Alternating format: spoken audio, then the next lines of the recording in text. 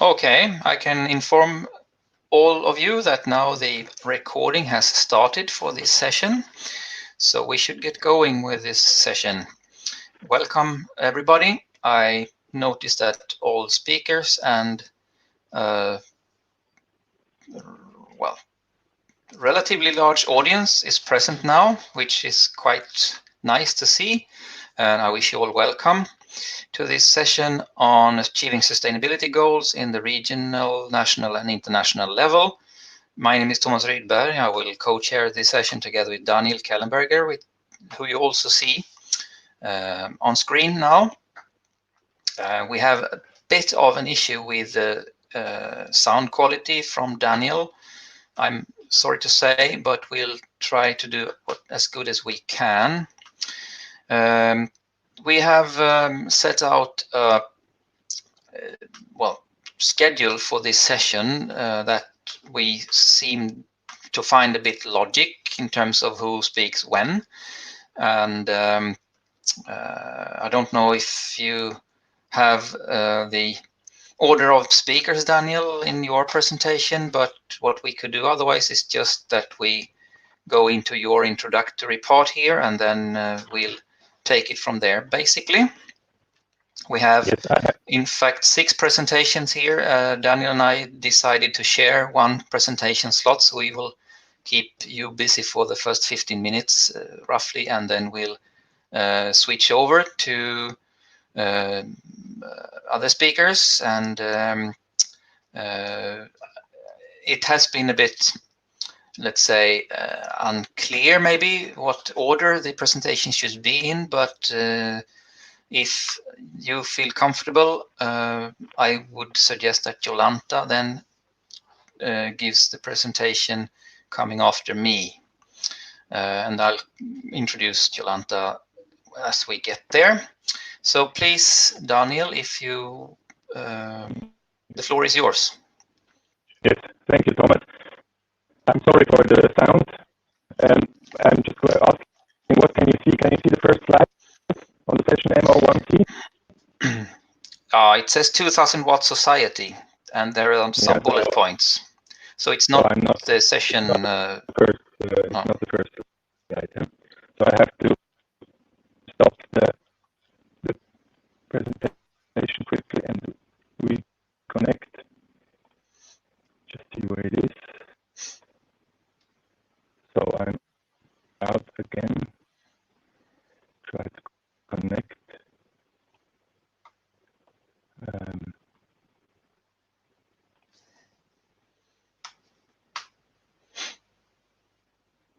So what can you see now?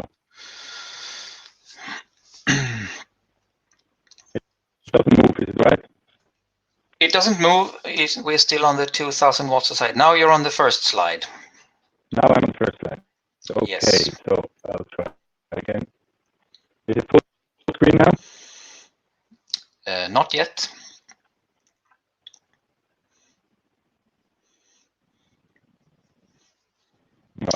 But I guess we can see what you want to say also like this.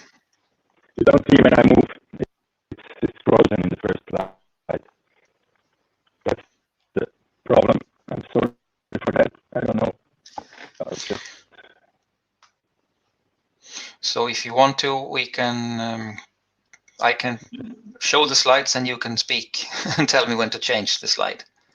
Yeah, just do one more try, and then if it doesn't work, then so.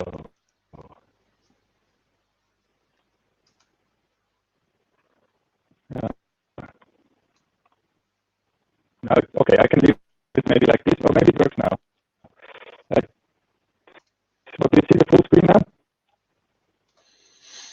No, I just see the regular editing mode. So, but here you can see. I'll try to go through like this. But it works at least when you change, or go from one to the next. Sorry for the problems. But I want to welcome you to the session MO.1.C with the title Achieving Sustainability Goals on the Regional, National and International Level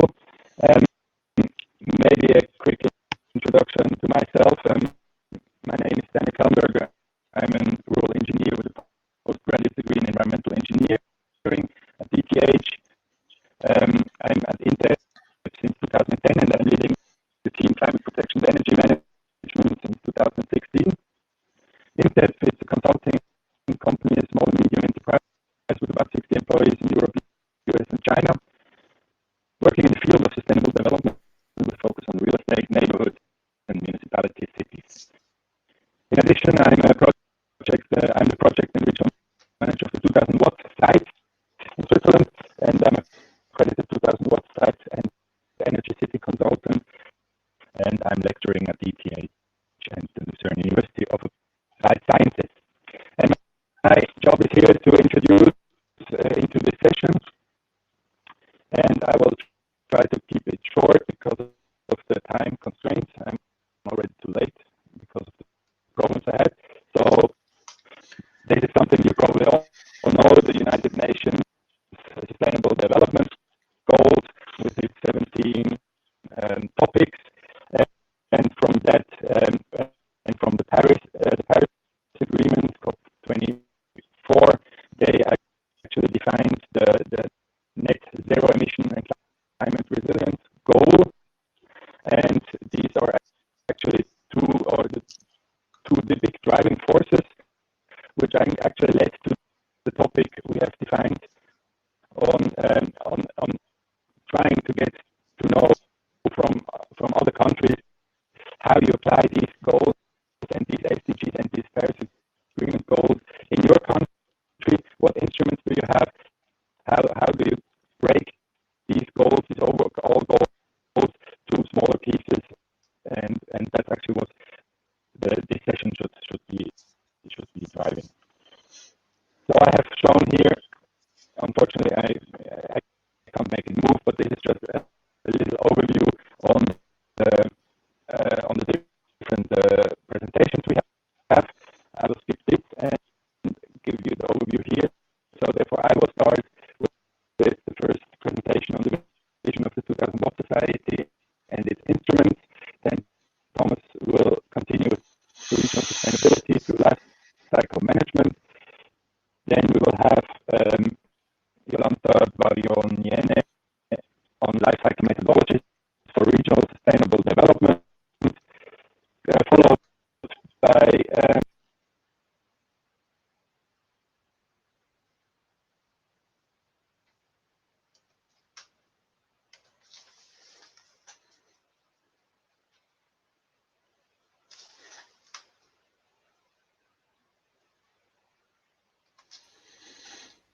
Thomas, I now know. Yeah, I know.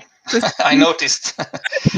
I will call him on the phone instead, because that at least that works. Yeah, but maybe just Jolanta should start her presentation.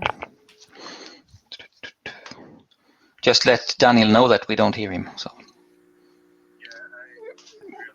But Yeah, even lost when you. we hear him, it we lost you, and it's a bit vague. So yeah, I'll go to So okay, I'll talk and take over the sharing. But thank you. Okay, everybody. That was not so very convenient. Let me instead take over the presentation mode here, and yeah, I will share my window. I have a see now.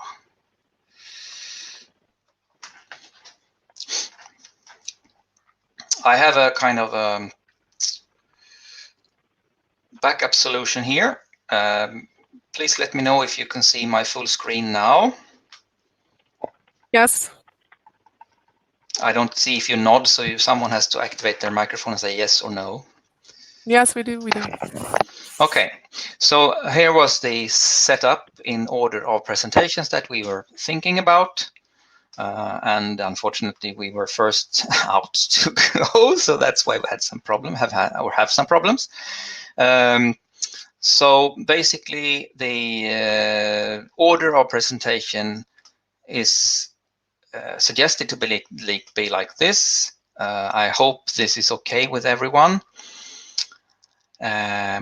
And so what happens now is that I will go into the presentation about regional sustainability through life cycle management, which essentially was kind of the framework, or based on the proposal for a session that we presented. It was later then integrated into this broader picture of achieving sustainability goals on different scales in terms of regional, national, and international level. So I will be rather brief, and then Jolanta Dvarioniene will have the floor to give a speech about life cycle methodologies for regional sustainable development. We have Claudia Hitaj here, who will talk about decarbonizing regions. We will have Alicia Benitez talking about integrating life cycle assessment into electricity models. And finally, Lars Wiechel, who will talk about structured integration of social sustainability in specifically a strategic network design case. And finally, I will have a wrap up. And the nominal time for each presentation will be 15 minutes. As I mentioned, I will be shorter, and then we plan to put Jolanta on the floor at 10:10. So I'll switch to my other presentation slide show now, and I hope you will be able to see that now. Okay. And now you should see a slide with 3 maps on. Do you do that? I still see what you had before. Okay, so I PowerPoint. should probably stop share and share something else then. That's probably better. Now I think you are all happy with what I'm showing. I'm happy with what I'm showing, basically. Okay, so what we're talking about here, regional sustainability through life cycle management, basically. And what do we see on the maps? Well, you can recognize the EU 27 to the far right. You can recognize Sweden in the middle, and to the far left you can see the county in Sweden where I was born. But of course the different scales are relevant to what we do here, and it doesn't really matter in a sense if we look on the county, national or international level here, because we are still in the position that we need to deal with aspects relating to geography and administration, which are not necessarily exactly the same. So to get straight to the key messages, because I will not tire you with a lot of numbers and bar charts and stuff. This is rather the background for the whole idea of putting a session up about this geographical and administrative region administration or management, because if you look at the decision power and power to act on environmental and sustainability aspects, the regions often have an administrative role, and they have an important role to play to implement sustainability aspects, obviously, with a wide range of responsibility under various national and international frameworks, and of course within nations as well on the sub-national scale. And since we're in the life cycle management conference, it is obviously not surprising that we talk about life cycle methodologies and the systematic use of those. The activity that I'm involved in relating to this comes from a point or a starting point where typically both counties and municipalities, but also countries, have had a tendency to work very much based on their territorial emissions. And of course there is a direct influence to some extent, you could say, on the direct emissions happening on the territorial level, but not necessarily have administrative regions on whatever level taken into consideration the what we could call consumption-based aspects of their societies, and therefore a lot of the emissions and impacts to sustainability aspects happened outside the geographical border of the region at stake. But this is of course changing, and the life cycle approach is obviously the key tool there.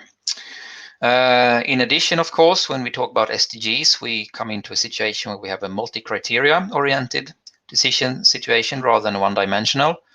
Although, of course, in the current debate, and of course with some right to it, there is a lot of discussion about climate footprint and climate change impacts. But we also know, of course, at the same time that there are several other aspects that need to be taken into account in the life cycle management framework. Biodiversity, water resources, and so on. This is, of course, nothing new to you guys.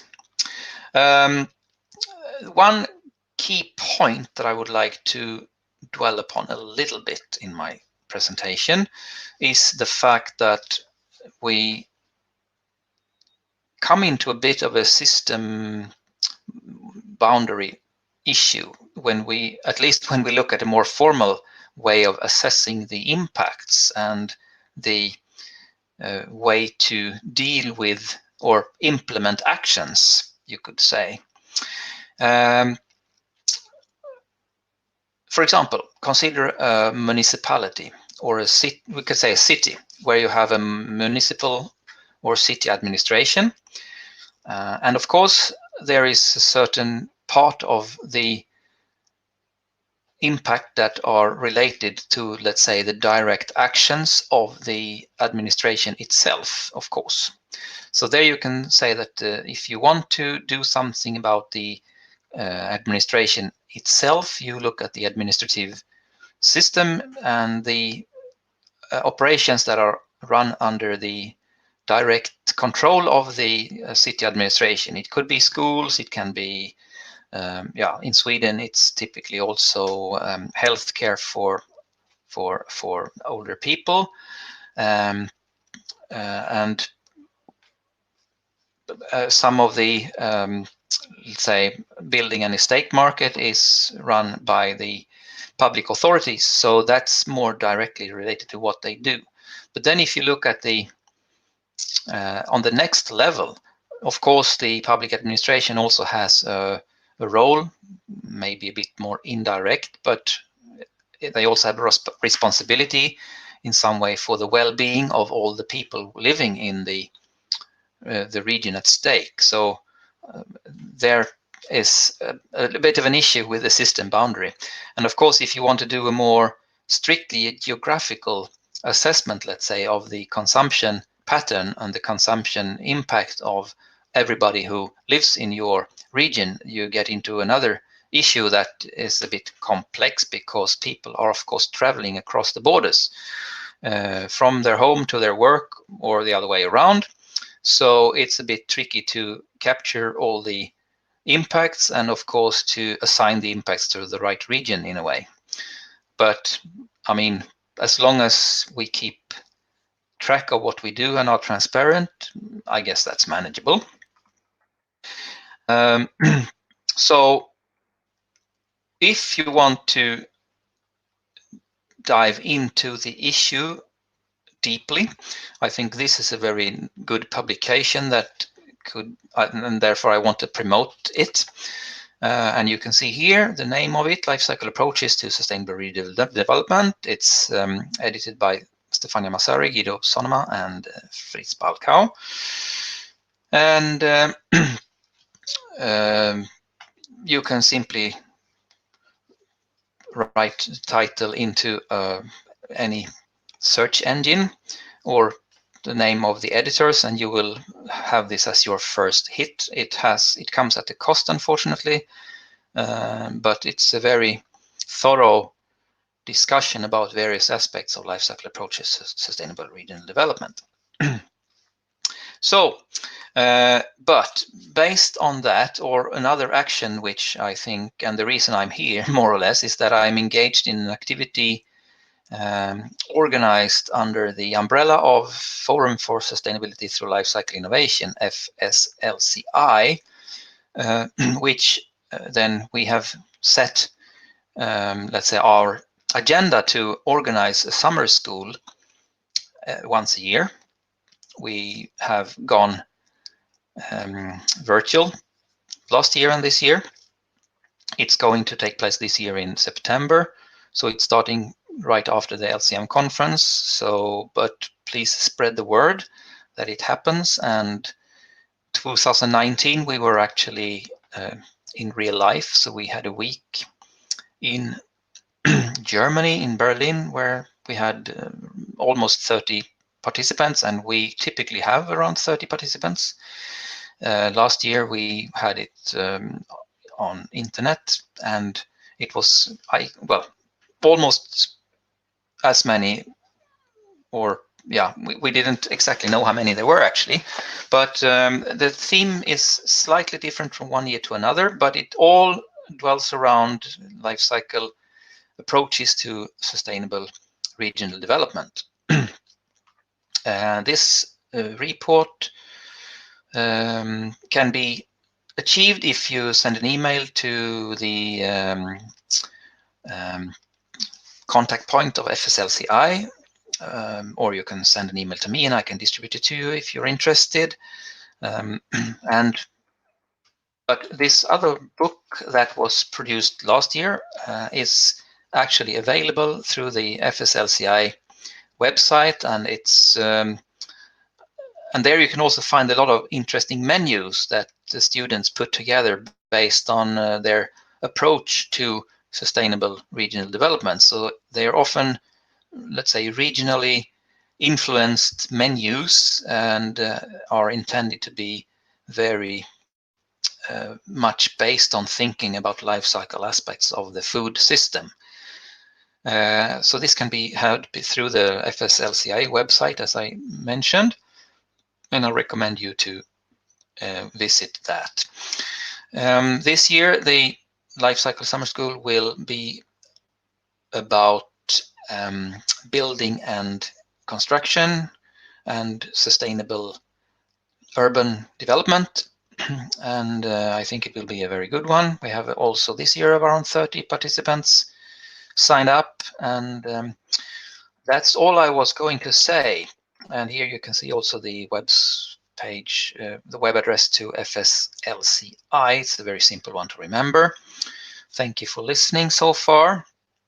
Now I will go back and see if I can, if there are any questions or something in the chat.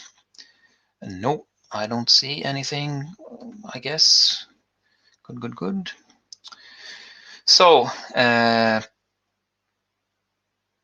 you're all very quiet, but I would like to invite Jolanta Dvarioniene, sorry for pronouncing, Dvarioniene.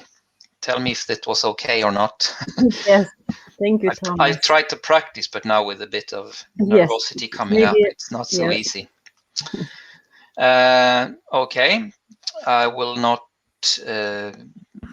go on for long, but I can at least introduce you by saying it. You're a professor at the Kaunas University of Technology in Lithuania, and I suggest that the floor is yours, and if you want to add something about yourself, please do so, and good luck. Okay, thank you, Tomas. But I would like to ask your help, first of all, because I wanted to, I entered before the platform and wanted to try to share the document, and it was possible, and now I can't see the sharing screen or presentation button. Just okay. the camera. I think there's 3 dots. If you press on the 3 dots, then more buttons will appear. Yes, 3 dots. I see the help, notification, chat, view other sessions, kick users to lobby, show speakers instruction. I have understood the instruction.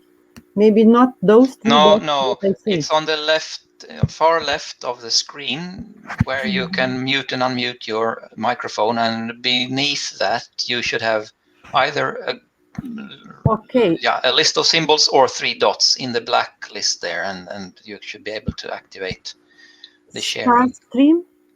Yeah. Start stream, yeah? No, not start stream. You should there should be like a symbol for sharing as well. Okay, I'm searching. Sorry for that, because I really tried to do this and was possible before, but not now. And I can't see those 3 dots. I do not know why. So we could also do like this if Okay, you want to. Alicia also told that 3 buttons are not anymore. Okay. I also can't see this. Bit weird. So if you want to send your presentation to me, I can show it from my side, and you could just let me know when to switch slide, so we can do it like that. I will do immediately. Okay. Can anyone hear me? We hear you. Oh, cool. So better than before? Yes, it's very good now. Oh, cool. So if you want, I can jump in. Yeah, you can pick up your presentation. Yeah, Daniel, please pick up your presentation, and we'll take it further from there. Okay, we'll see if this works now. So can you see the presentation? Yes. Oh, perfect. Okay, so welcome back. I'm sorry for all these problems we had, and I'll try to that it works now. So, okay, my presentation is on the vision of a 2000 watt society and its instruments in Switzerland. And you tell me if you can see the next slide. Yes. Yes. Oh, perfect. So I've structured my presentation in 5 points. Quickly go through the national goals, the Swiss national goals, then explain what the 2000 watt society is and what objectives it follows. Then go through 2 tools or instruments we have for different actors, and then finalize with the conclusions. So starting with the national goals, of course, we have also, Switzerland has committed to the Paris Agreement on climate change, which means reducing the greenhouse gas emissions by 50% in 2030 and 100% or 0 in 2050. We also have a Swiss Energy Strategy 2050, which I won't read because it's one part, another strategy we have, and the zero net emission targets based on the Paris Agreement is the last decision we made. And these goals or these strategies are actually put together in the 2000 Watt Society, which is the energy policy vision in Switzerland, which has been founded end of the 90s, and it integrates the political goals and the scientific findings into specific energy and climate goals. Oh, I'm sorry. It combines the national energy strategy goals in 2050 and the international climate targets of the Paris Agreement, and the findings of IPCC and the zero net emission targets of the Swiss Federal Council. It addresses 2 challenges: scarcefulness of sustainably available energetic resources and climate change. And the concept or the guiding concept is intended to provide a uniform orientation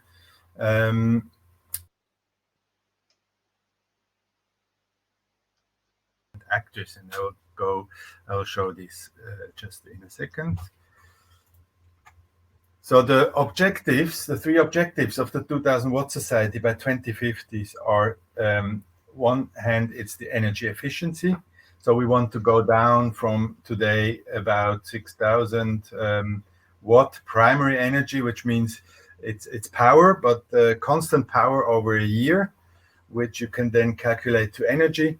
So it's about 6,000 watt down to 2,000 watt constant power over 1 year, which we want to achieve in 2050.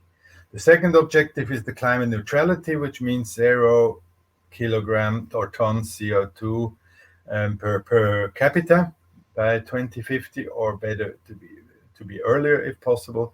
And the third one is to have 100% renewable energy for the whole of Switzerland by 2050. And these, then we have, I will swap now to the actors. So we have different levels looking at the city or municipalities on the left. Then we have the sites, neighborhoods, the second left. Then we have the buildings. Then we have the residents. And at the end, we have the sector, industry sector.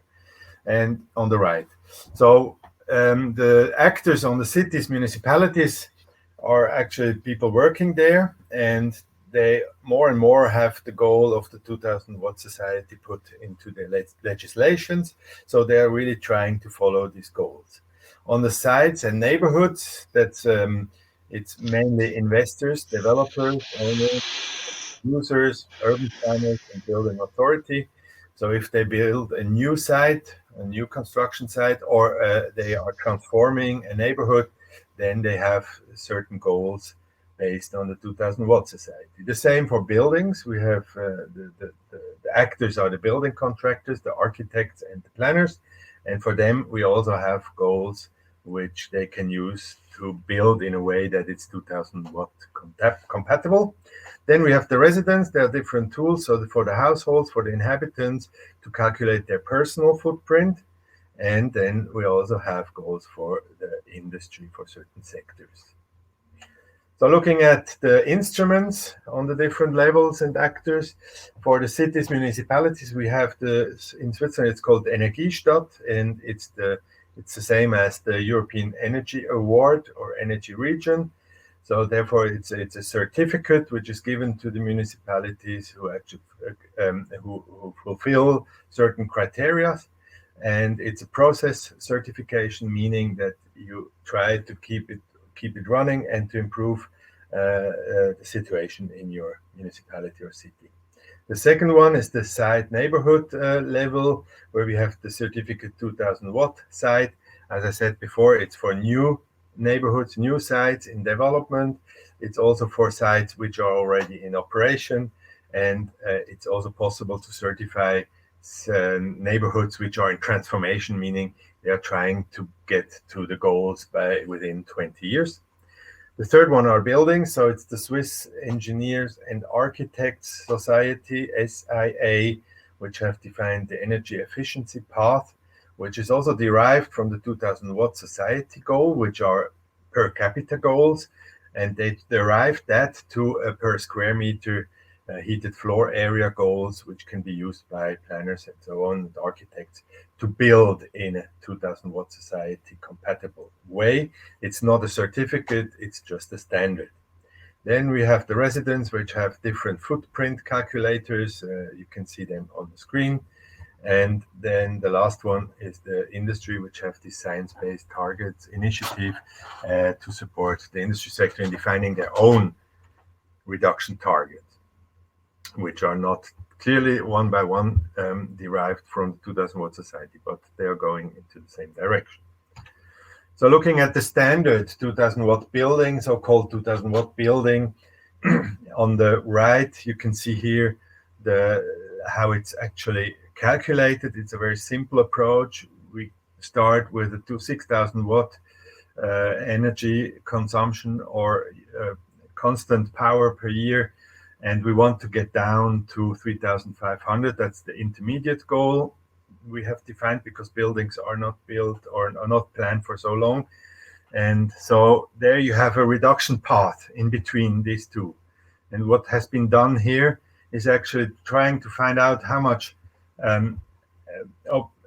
gray embodied energy is actually used today, how much operational energy, and how much transport or energy from transportation today or yesterday.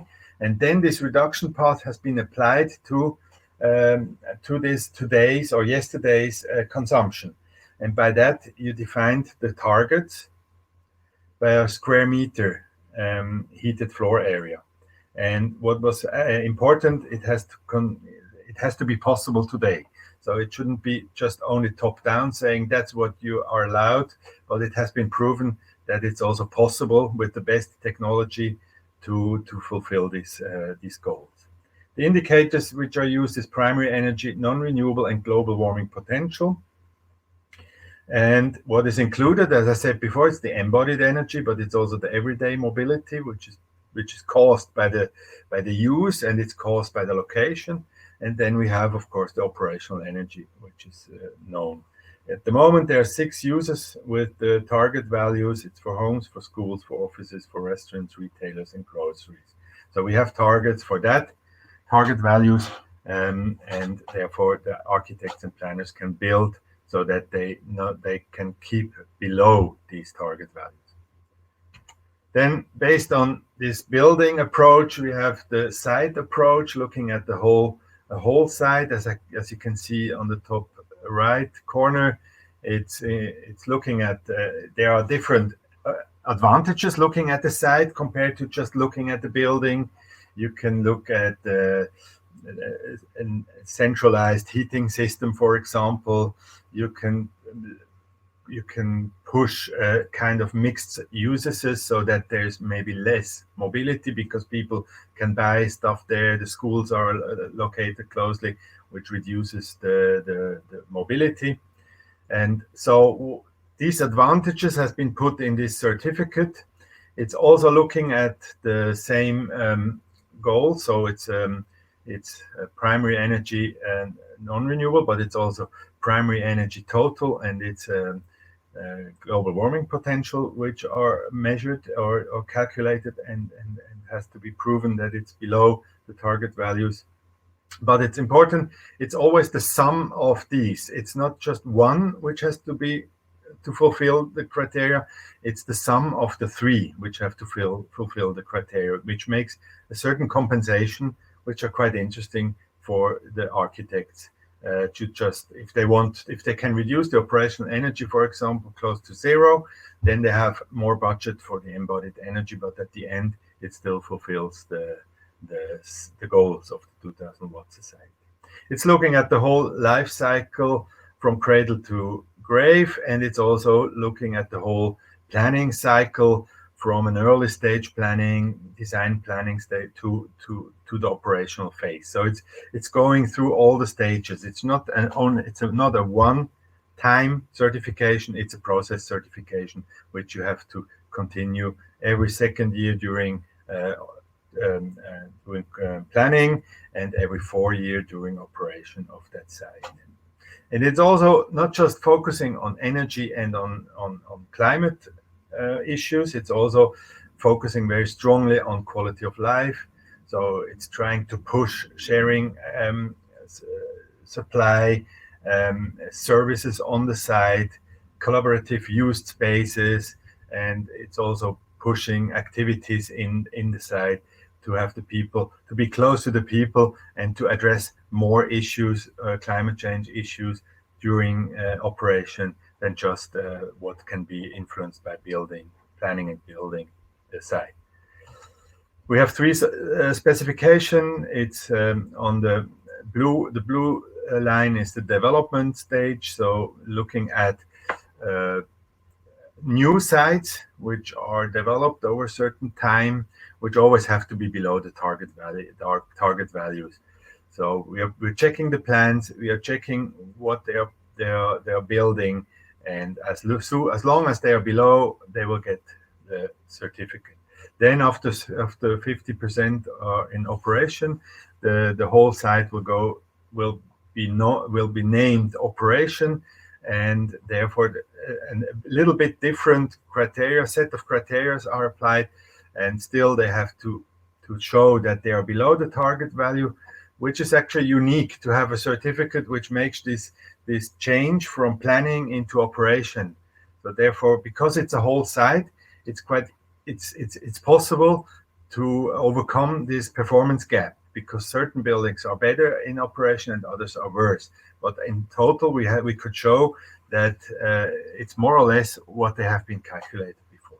And the youngest child is the transformation one, where the site or the neighborhood starts usually with a high primary energy and greenhouse gas emissions, and they have to prove, or they have to show a strategy how they can get down to the target of the 2000 watt site within 20 years. And if it's binding, this strategy, then they get the certificate quite early, but still they have to recertify every 4 years to see if they are still on track to achieve the goal within the time they have put to get there.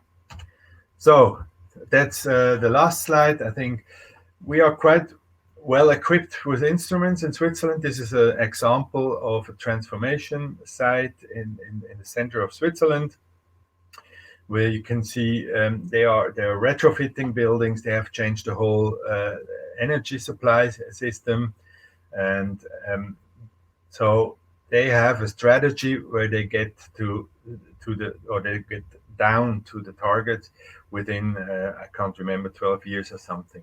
So we have a lot of instruments and across different sectors, and they all contribute to the 2000 Watt Society, which are linked to the national energy and climate goals. So therefore, I'm finished, and thank you for your attention.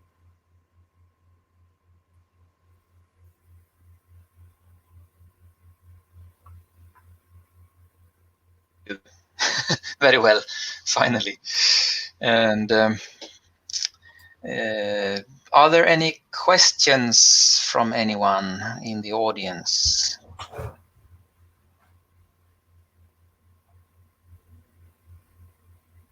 Okay, we'll probably wait and we can have a general discussion towards the end when we have all the presentations.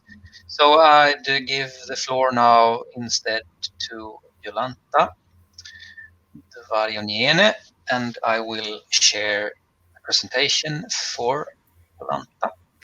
Okay, thank you very much, Yeah. Tomas. So just find it on my own computer here and share it. I also will try to keep camera off, switch off. Yeah. Just in Okay. case that I think the internet connection is not stable, yeah. But yeah. we hear you very well, so that's good. Okay. Let's see, full screen mode. Okay. And so if you see the full screen presentation now, we are ready to start. And yes, Jolanta, it's okay. And thank you very much for introduction and for help to sharing my slides. And of course, I'm here today.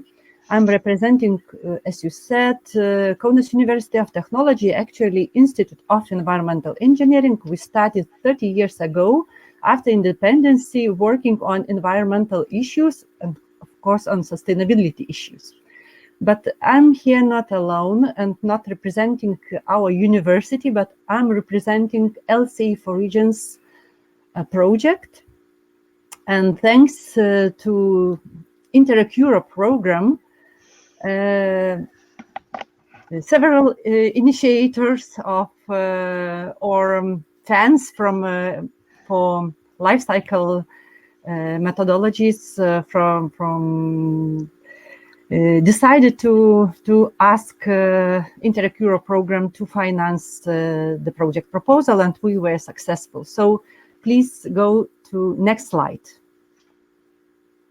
And what I would like to say that LCA4Regions project is expected to contribute to the more effective implementation of environmental policy instruments, and of course by the application of life cycle methodologies. And we see that currently many individual policies are implemented in isolation of others.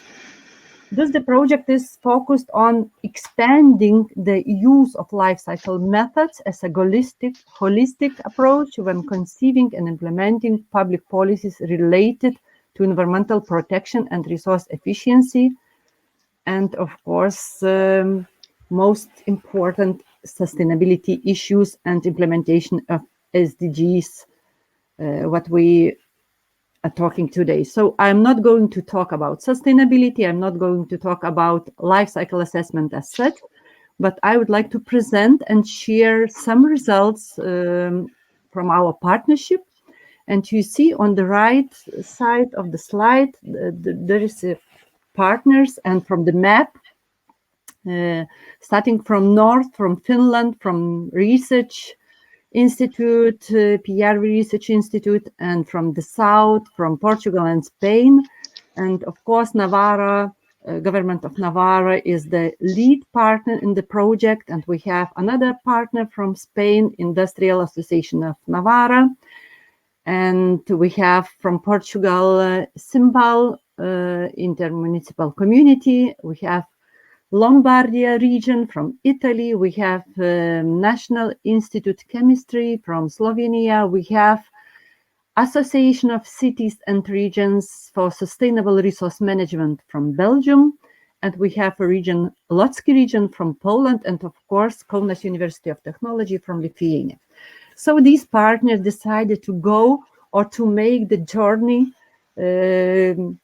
with the life cycle methodologies, with the life cycle assessment tools, management tools. And each project region has, of course, its own characteristics, methods of design and implementation of policies.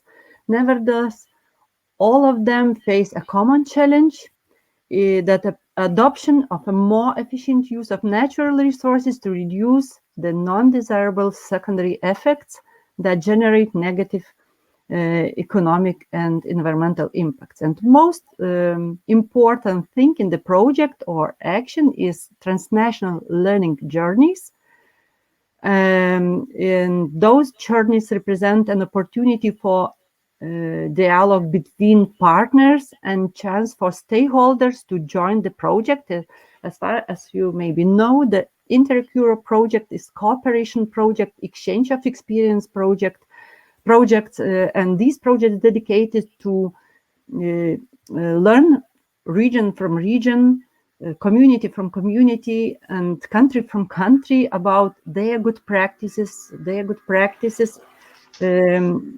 related, in this case, dedicated for life cycle approach, for life cycle methodologies, for life cycle management tools. And every 6 months, a partner region hosts the TLG. We call those transnational learning journey. And next transnational learning journey will be hosted by Lotski region on 28-30 of September.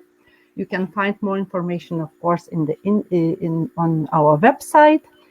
And these TLG includes thematic workshops, site visits, and peer reviews, focusing on one of the thematic pillars, brings together partners and stakeholders to share challenges, to share good practices, and opportunities to improve their regional policy instruments. And as you see maybe from the slide, that the most important result of the project is 7 action plans to improve 7 policy instruments. It means that each region will develop the action plan, and afterwards we hope that this knowledge, this experience, these good practices will be accepted by project partners and shared, and finally the policies in the regions will be improved. And of course, Intercuro program, they have a database with different good practices, and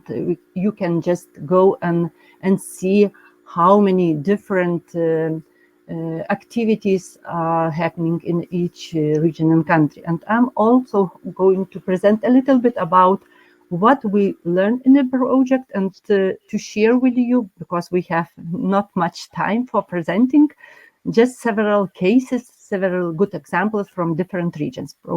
So please, next slide. Yes, based on life cycle thinking approach, the list of different life cycle tools, procedures, and concepts were suggested for partnership, useful for the efficient and effective implementation of SDGs. And of course, among those different listed concepts, strategies, assessment tools, actions.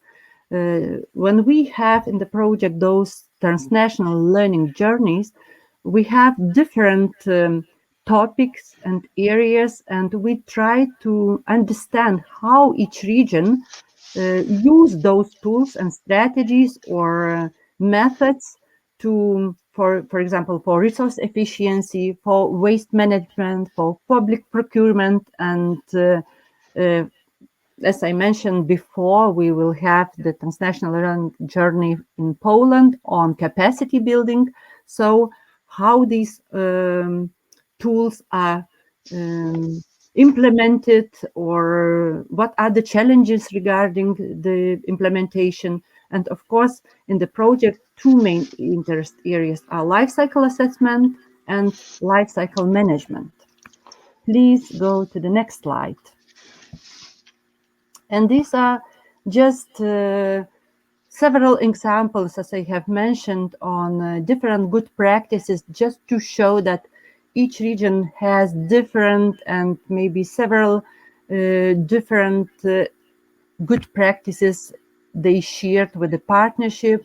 For example, carbon footprinting of public services in Navarra, or eco-label for local agriculture products in Italy, or management of sustainable procurements at municipal level in Finland, and many, many others good practices which were presented for the partnership, and where the LCA methods, LCA assessments, either LCA management tools were used for different actions, and of course for the resource efficiency or for SDGs implementation in certain regions.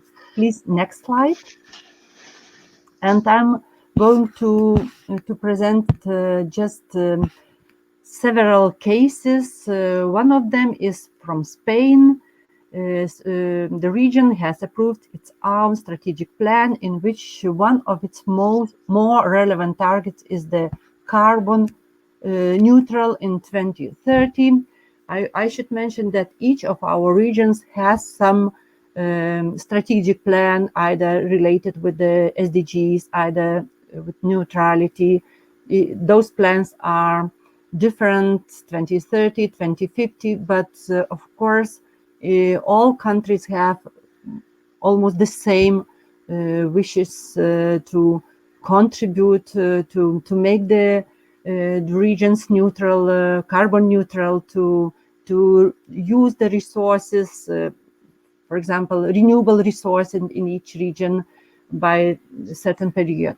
So since 2014, annually performs a complete analysis of all its facilities and provided services in order to calculate the volume of greenhouse gas emissions generated each year by the provision of its services: integral water cycle, collection and treatment of urban waste, regional urban transport. One of the objectives of MMCP is the improvement of the urban environment in Pamplona region. So knowing the position in terms of the activity related to the carbon footprint is the basis for undertaking a plan to combat climate change through the services MCP provides.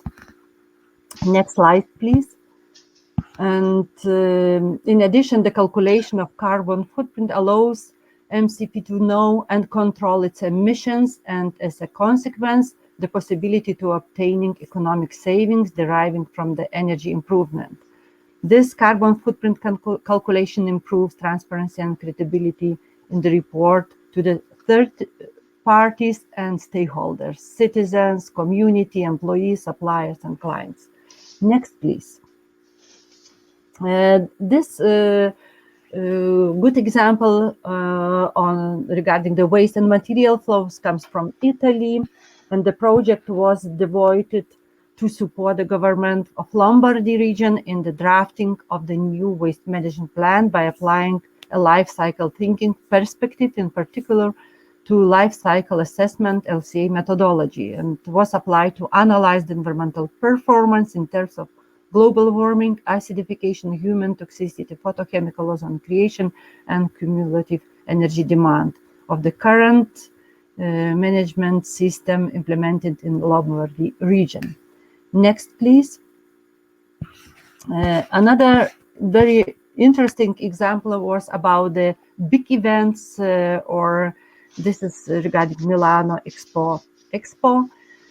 Strategy for sustainability of mega events, starting from a case study on Expo Milano 2015, but becoming a reference for future mega events, a potential for learning for other partners, the methodological documents realized by Politecnico di Milano related to mega events, methodological guidelines for LCA guidelines for the reduction of environmental impact of temporary buildings and structures in mega events, models for end-of-life management of temporary buildings, carbon footprinting, and these events are very important to see those from the life cycle perspective or from the life cycle point of view. Next, please.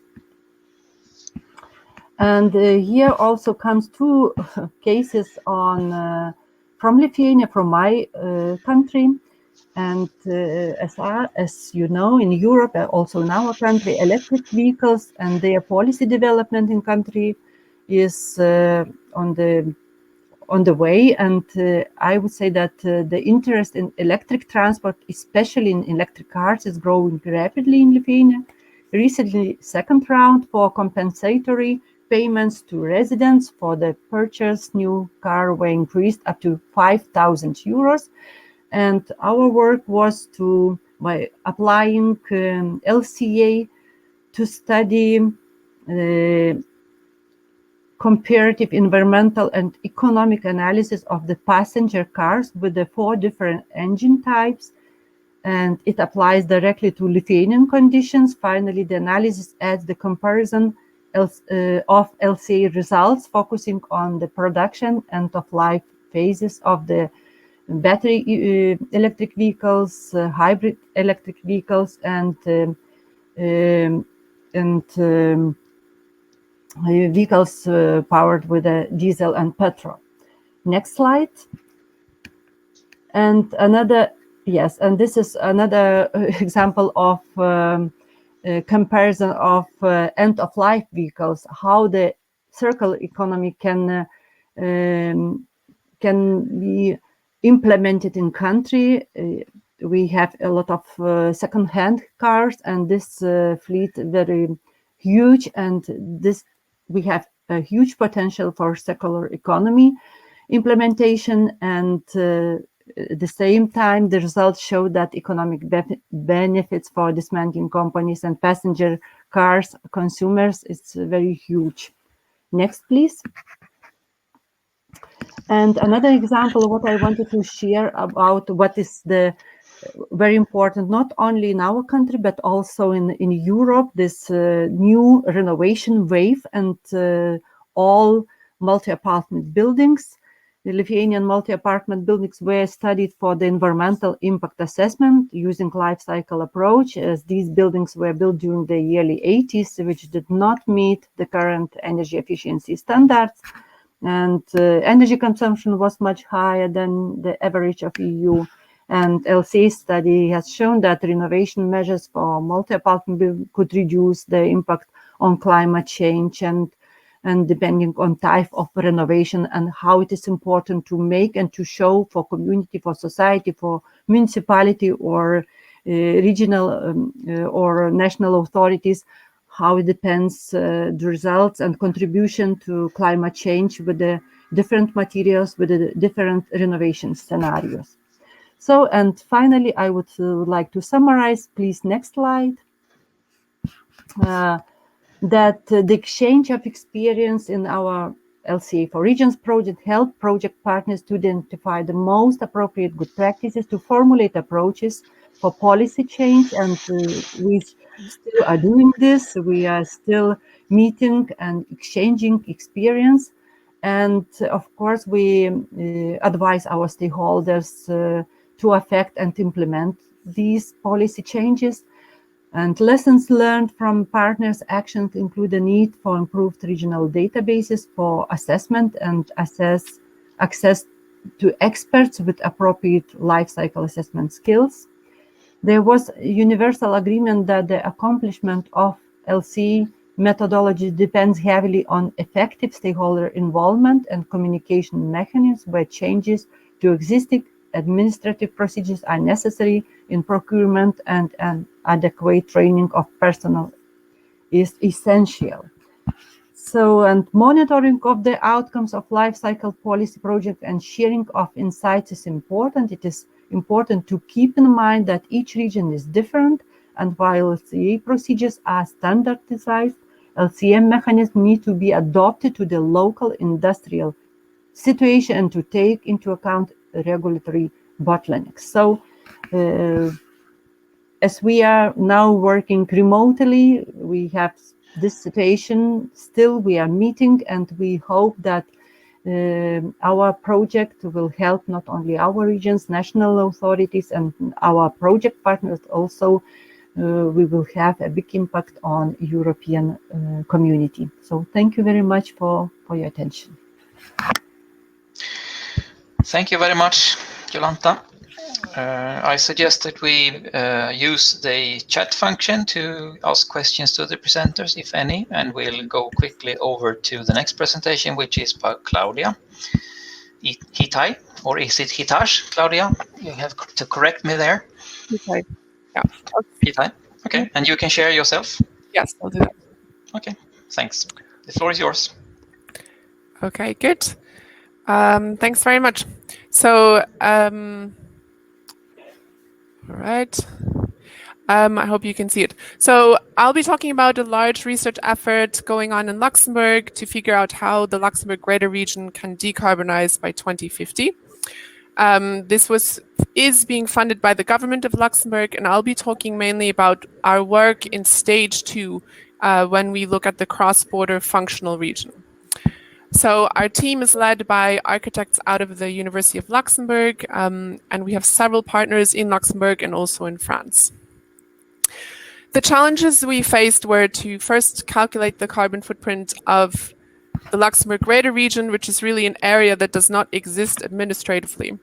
Then we also needed to look at interventions across multiple sectors. We always needed to take into account the life cycle scope. We needed to make sure that we could combine everything and meet the 2 degrees target. And so this was kind of a tall order, but luckily we were a large team of people to do this. First, I'll talk about our definition of the functional area. So what you see here is the number of cross-border commuters that always commute into Luxembourg every day. And this is really how the functional area is defined. Almost 200,000 cross-border workers commute into Luxembourg. 70% of them use the car, so it's very car-centric. And to shift away from fossil fuel use in transportation, we really need to coordinate our cross-borders and take this regional perspective. The first challenge then was to calculate this carbon footprint of the functional area. We used a top-down consumption-based approach using data from Exibase. And here you see the results for Luxembourg, France, Belgium, and Germany. And our only solution really to come up with the functional area version was to use population weights to come up with this average for the functional area. And the other thing we needed to consider is we do expect a large increase in population, especially in Luxembourg, which you can see in light blue on the bottom. So this was another challenge to make sure that we can decarbonize while accounting for this increase in population. So how did we go about this? We started with each sector's contribution to the 2020 carbon footprint. We drew up a host of interventions that needed to be realistic, and then we needed to calculate the impact of each of these interventions and then dial them up or scale them down as necessary to meet our overall target. And we used data from a bunch of different sources. So whenever the consumption-based and production-based overlap, we could rely on these national inventories. So for mobility, housing, and carbon sequestration, we did that. And we used especially data from the EU calculator. For food, we relied again on Axiobase, and then for some other categories, we relied on our bottom-up calculations just to be able to make sense of the impact of these different interventions on the overall carbon footprint. So here you can see the carbon footprint for the functional area in 2020. It amounts to about 15.5, the majority from mobility, housing, consumption goods. And when I tell my friends that we are now at 15.5, and I ask them by how much they think we need to reduce our carbon footprint in order to meet the Paris Agreement target, they usually say, well, probably by 30% or 50%. And I shock them when I say it's 90%. The target to meet the Paris Agreement 2 degrees scenario with at least 2/3 probability is about 1.6 tons of CO2 equivalent per capita per year. So it's a tall order.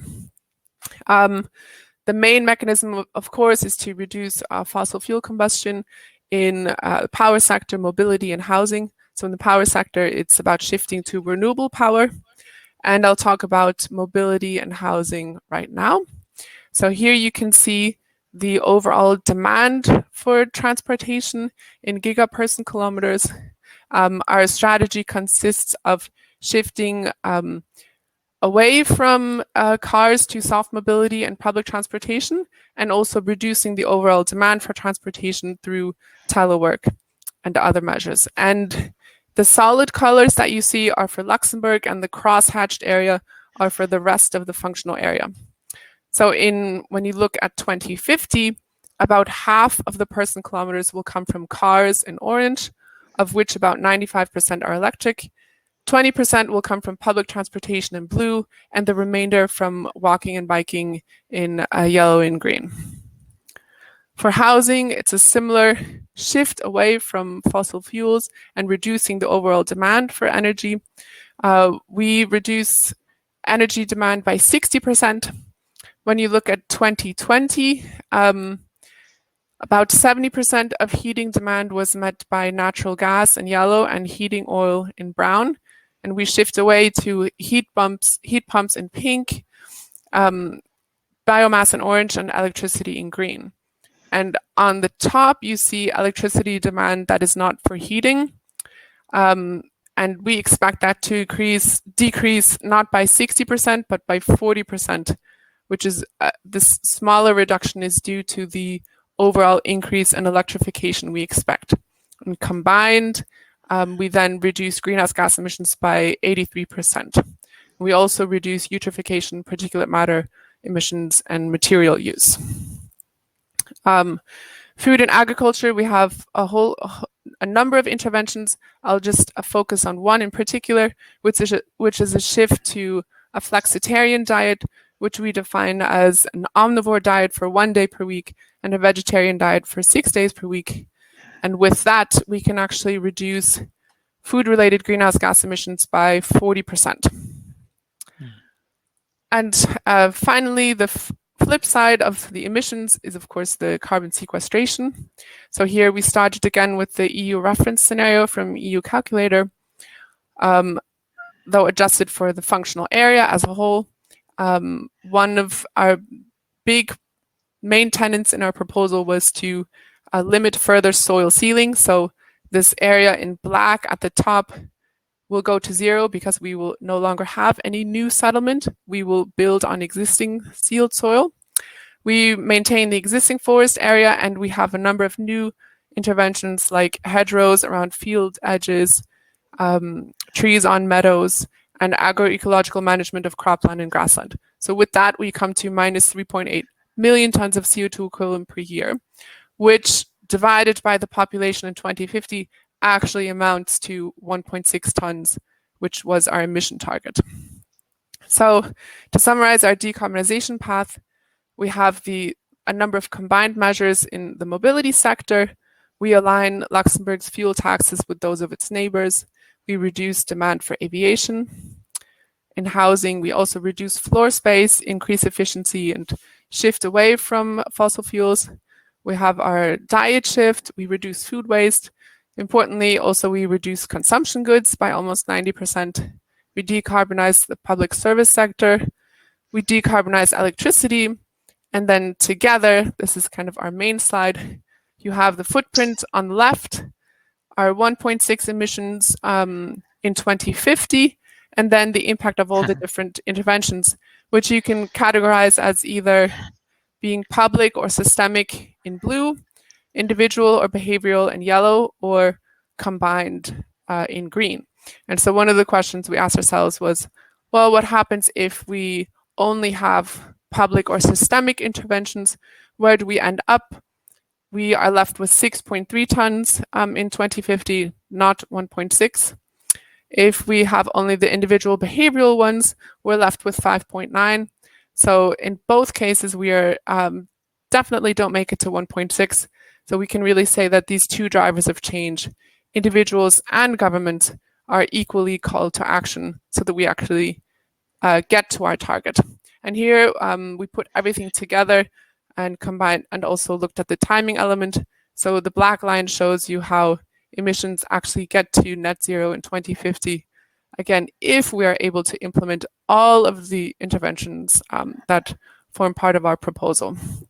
So to conclude, without coordination, this is not possible. It's particularly important in a place like Luxembourg and surrounding, where you have a lot of cross-border movement, but very little coordination across transport agencies. We need to take into account the long life of the built infrastructure. So any decisions we make now have long-lasting repercussions, and we really need to start working now in order to make it by 2050.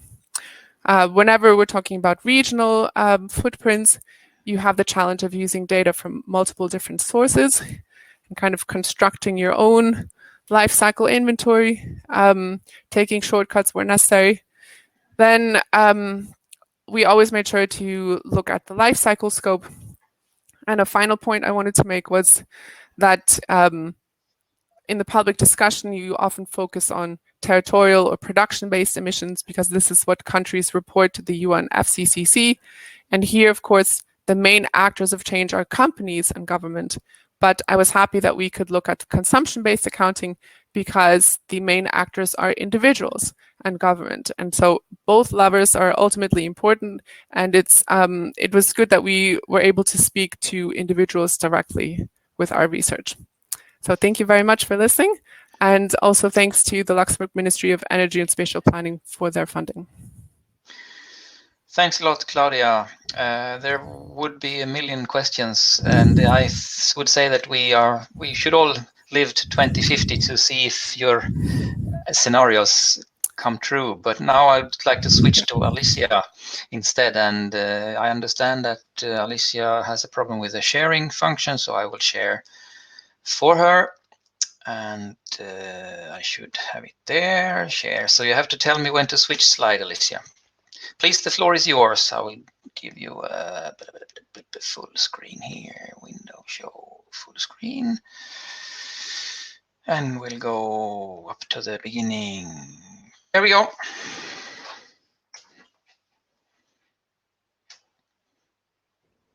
Okay, good morning and thank you all for joining this presentation.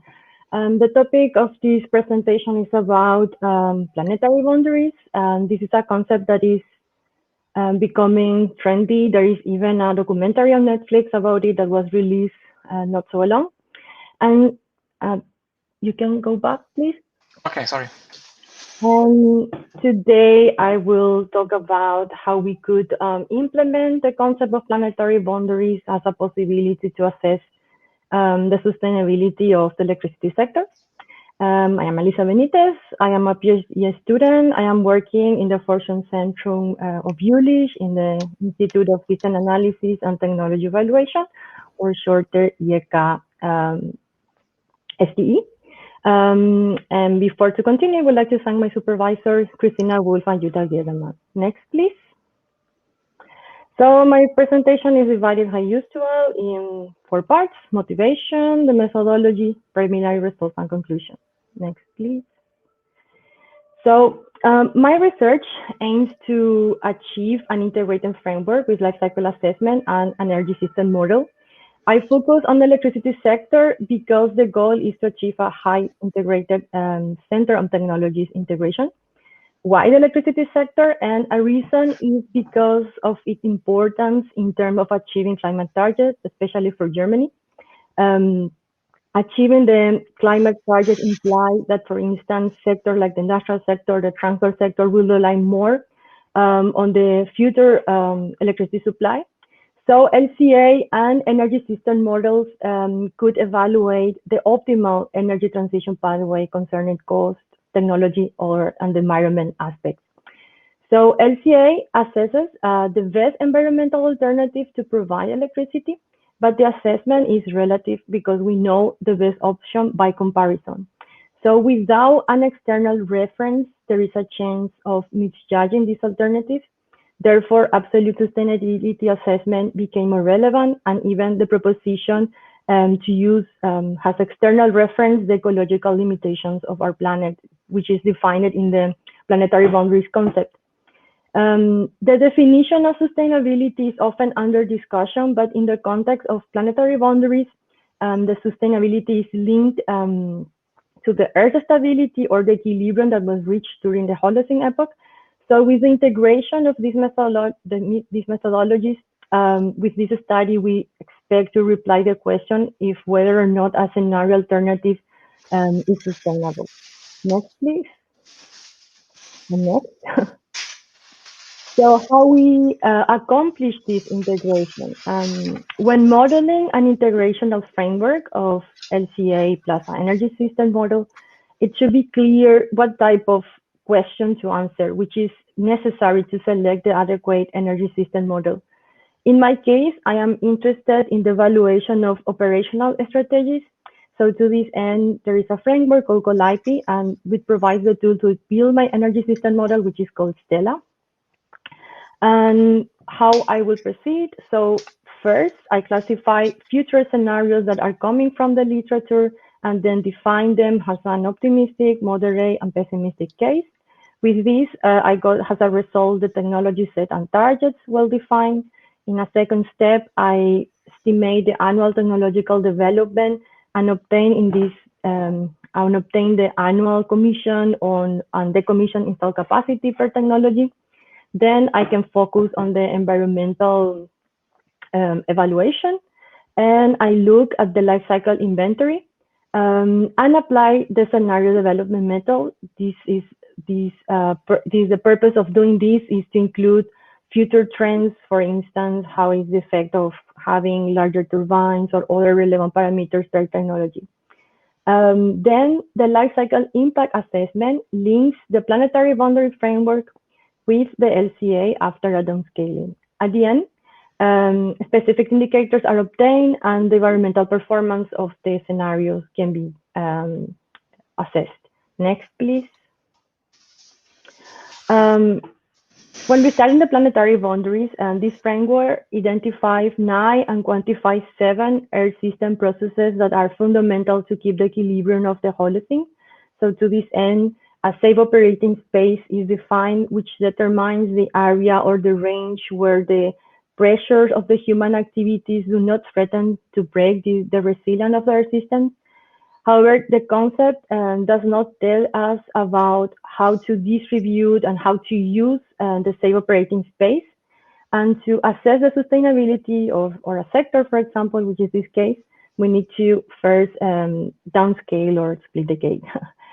And for that, we need to apply sharing principles. There is no an agreement about which sharing principle to select, but most of the studies are based on distribution, on population, on welfare, and as well, and yeah. So to assess the efficient use of the safe operating space,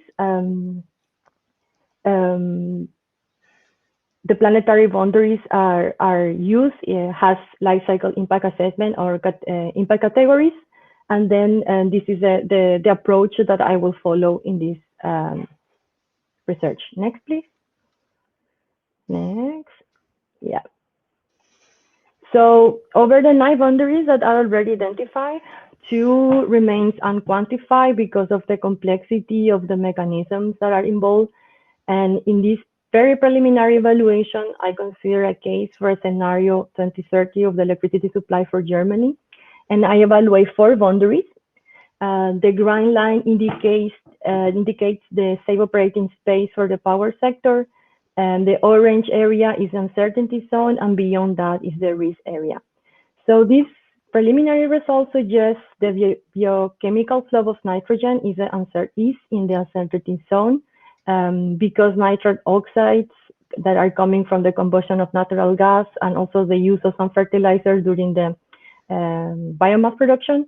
Therefore, the electricity generation with natural gas and biomass are the major contributor to the safe operating space of the power sector for Germany in this scenario. Regarding the climate change, natural gas also has significant contribution, but without transgressing the boundary.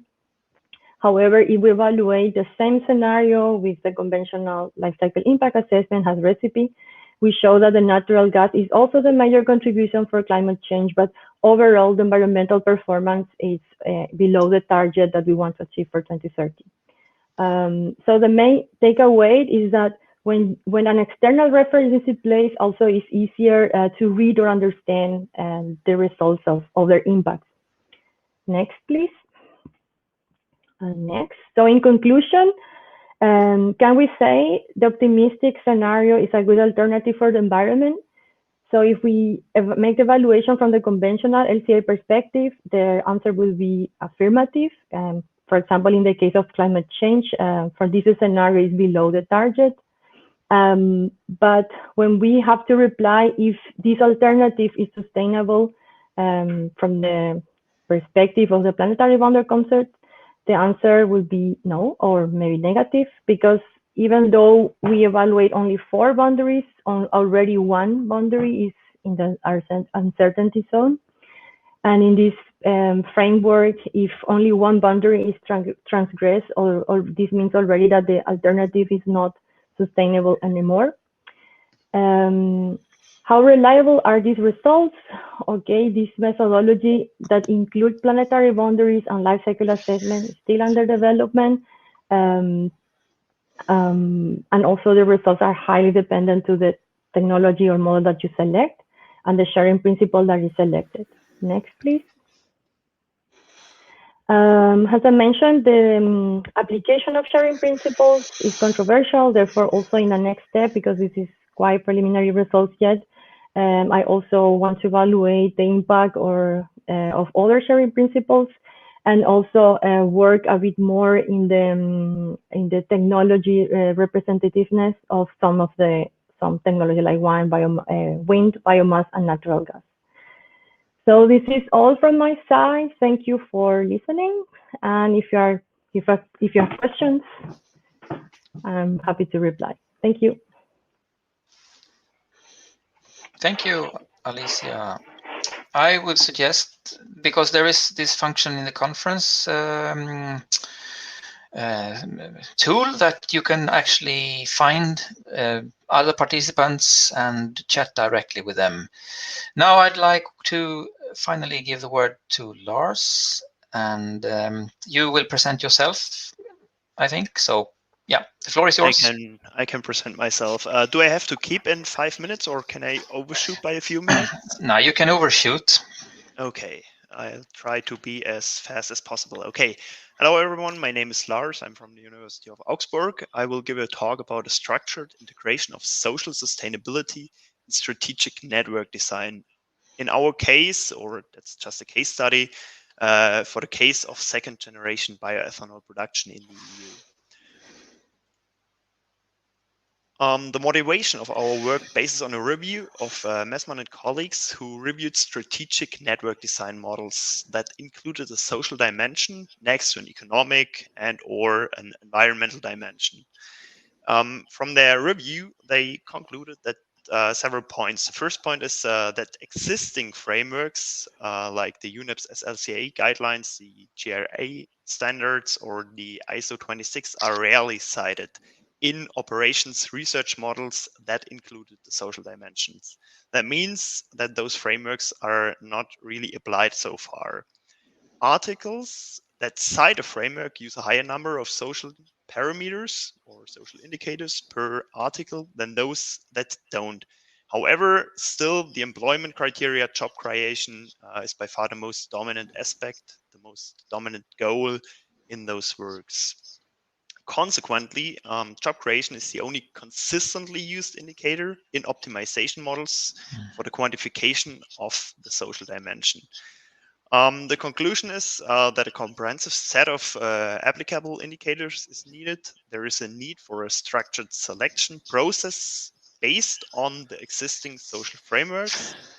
And another finding is that the social hotspots database would provide an impact assessment method similar to LCA endpoints. Okay, the research goal. As the title of the presentation says, we apply the structured integration of the social dimension on the case of second generation bioethanol production in the EU. Our work has two research goals.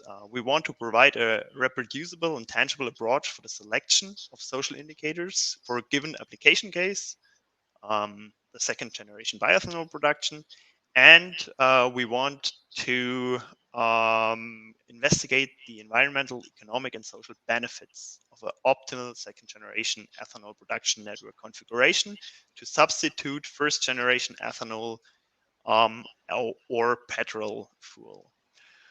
To realize the research goals, we use strategic network design solved with mixed integer linear programming. Just very brief, linear programming is a technique to find optimal decisions.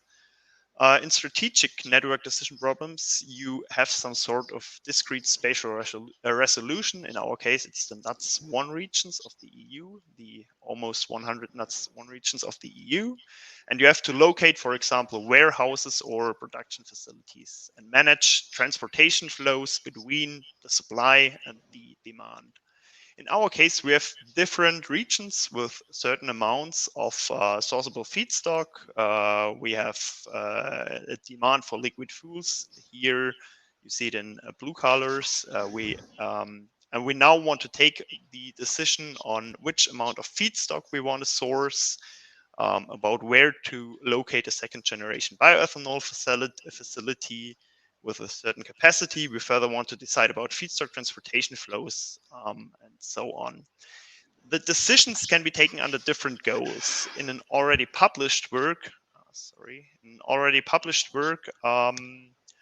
we we applied 5 different tax scenarios and 21 different environmental categories, damage and impact categories, for the network design, and we now want to implement the social aspects. So we want to extend the already existing work. I'll first briefly present our generic approach. To identify relevant social aspects, we suggest to decide on one of the existing social sustainability frameworks. In the second step, you have to choose an indicator from that framework. In the third step, you select indicators and you formulate objective functions. In the fourth step, the results are calculated. And in the fifth step, we did a top-down matching with the SDGs to find positive and negative impacts on the SDGs. We base our approach actually on 2 different frameworks. The guidelines for social lifecycle assessment of products and organizations. Our goal was to derive meaningful social objective functions from the framework. Second, we choose the social hotspots database to figure out global risks accompanied with the decisions taken by that model. The methodological sheets of the guidelines has 185 different indicators in 5 stakeholder categories, 112, and we reduce this number of indicators, of course. 112 of those indicators are 2 site specific. For example, the indicator number of individuals who resettle that can be attributed to the organization. That indicator would be too specific for a model on a strategic level. 63 indicators are not affected by a strategic network decision or are not applicable in a given case. 10 indicators are redundant on an aggregated level because you have an environmental indicator, for example, who already addresses that issue. So in the end, we figured out 8 indicators. We came to a list of 8 indicators which are interesting from social point of view. Additionally, those 8 indicators are complemented by 25 social risks coming from the social hotspots database. I will mention that again on this slide. The identified social objective functions represent the network perspective. For the majority of the social objectives, an optimization is meaningful. Let's have a look at local employment, for example, the first indicator you see on that list. It may actually make sense to maximize the number of created jobs weighted with the unemployment rate. The same logic applies to the objective function, economic development, fair salary, and health and safety. So the optimization is meaningful. For other identified objectives, the optimization might not be meaningful due to data limitations mainly. Land and food conflict, for example, such an indicator. From social point of view, there is no question that arable land should be available primarily for food production as long as there is a scarcity in nourishment. However, the quantification and allocation of process impacts of substitution decisions to this indicator is quite difficult.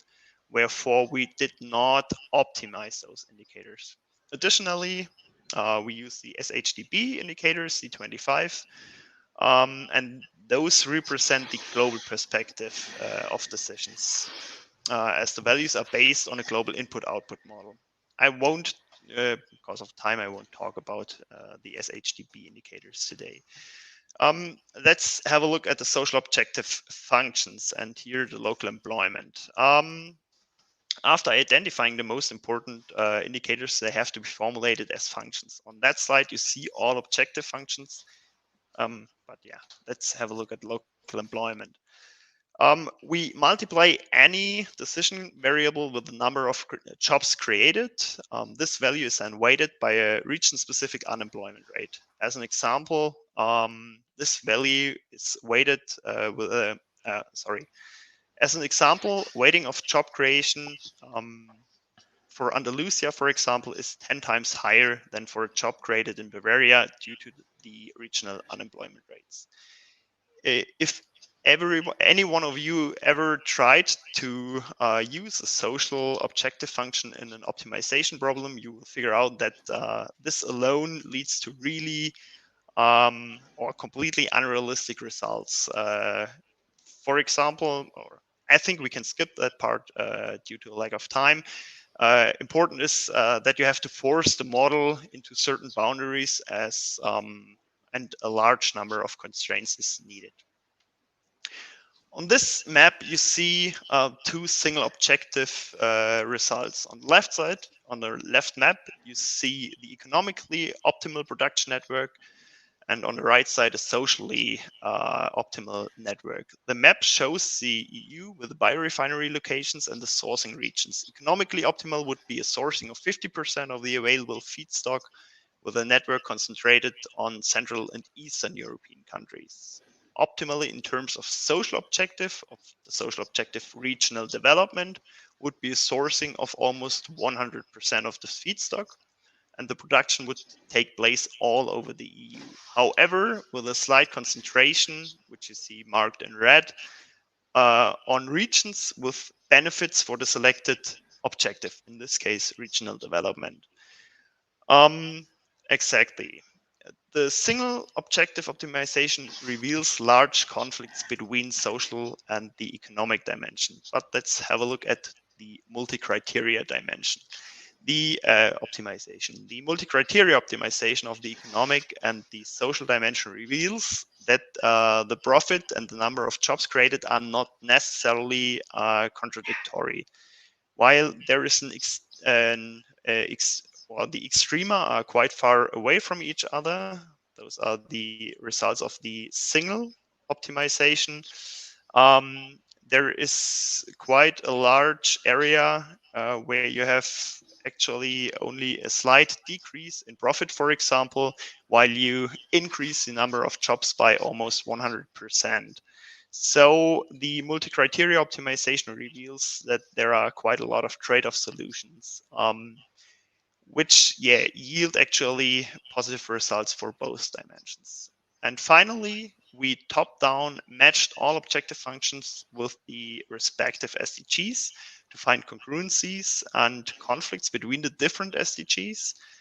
Let's have a look at SDG 8. In this case, decent work and economic development. We matched top-down all our objectives to the different SDGs. And in the case of SDG 8, we matched job creation, profit generation, regional development, fair salary, and health and safety.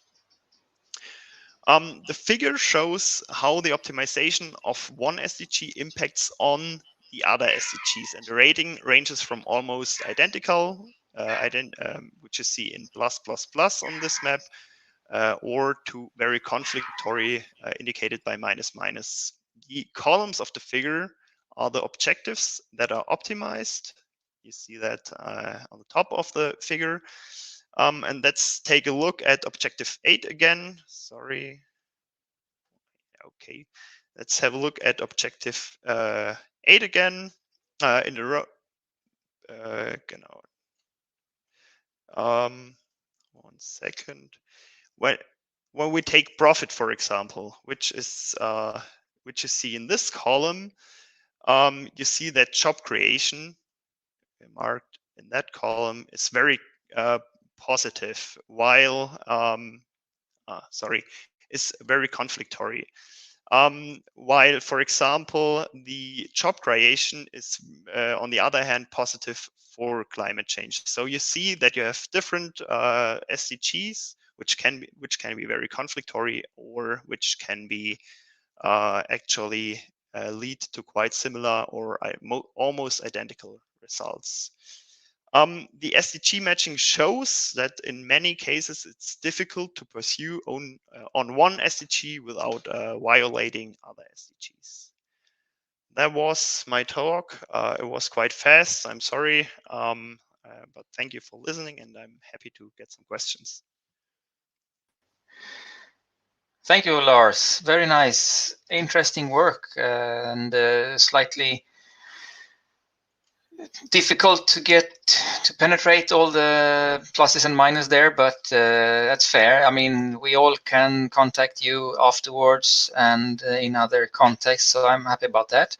I won't keep you too long. I will just say to everybody who gave presentations, thank you very much, and everyone who listened, thank you very much to you as well.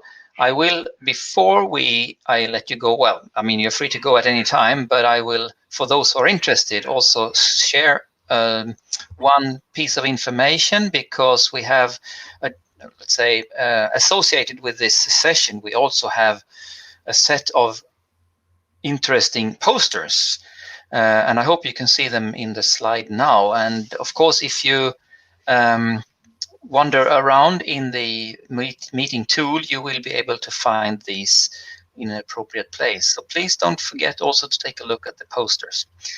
And that's all I wanted to share from my side. We will write up a short summary or something similar. Daniel, do you have, do you want to add something before? No, just thank you very much for all these interesting presentations, and yeah, we might discuss afterwards quickly. Yeah.